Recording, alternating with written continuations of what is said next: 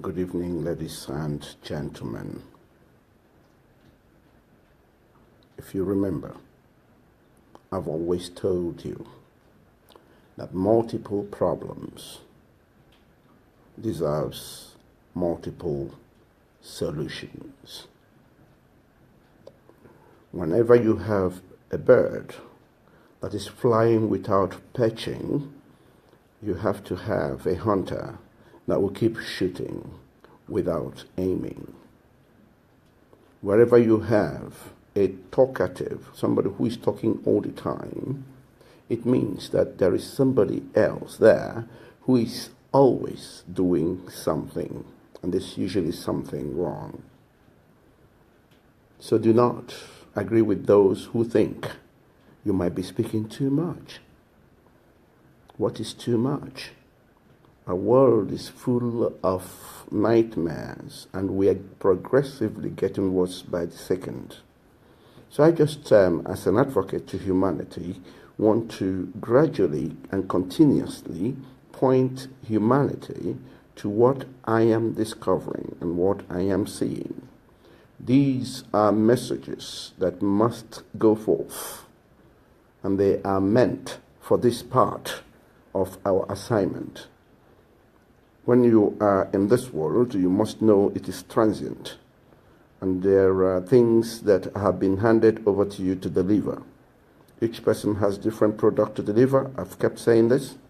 So once I know that I have in my hands something to deliver, I will deliver it, and I urge you to do the same, because we are all vehicles. Now, I'm going straight into the main caption of today, what I call the three components of violence, because we need to understand this. There are three components. Whenever you see people who are violent, there are three components surrounding it.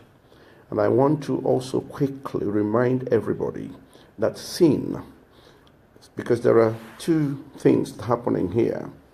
There are sins and there are violence. Within this violence, you will see numerous things. These three components will reveal something to you.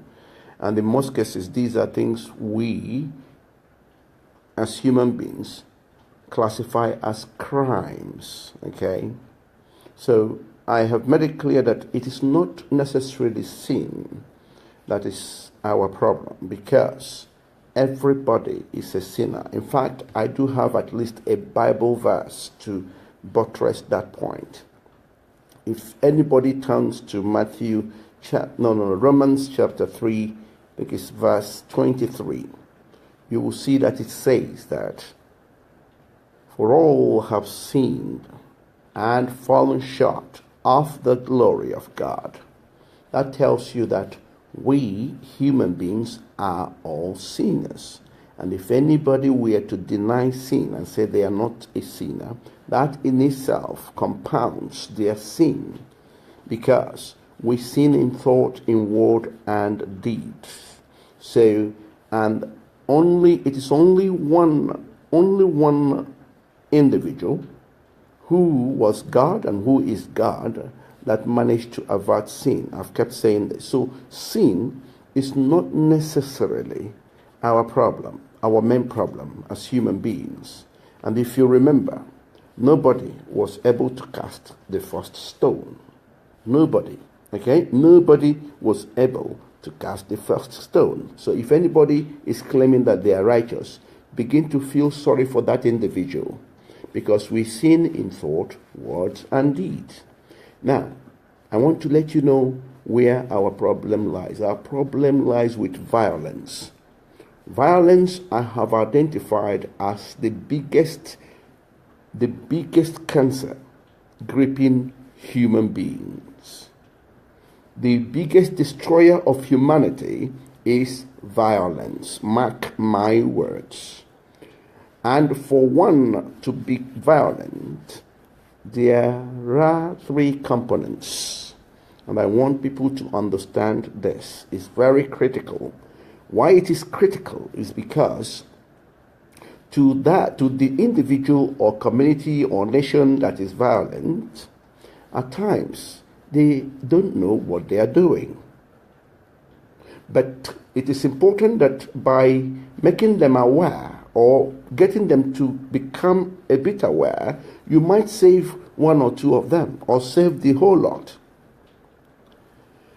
The other thing is, everybody needs to understand what is behind violence, okay? Because it will also help you to identify it.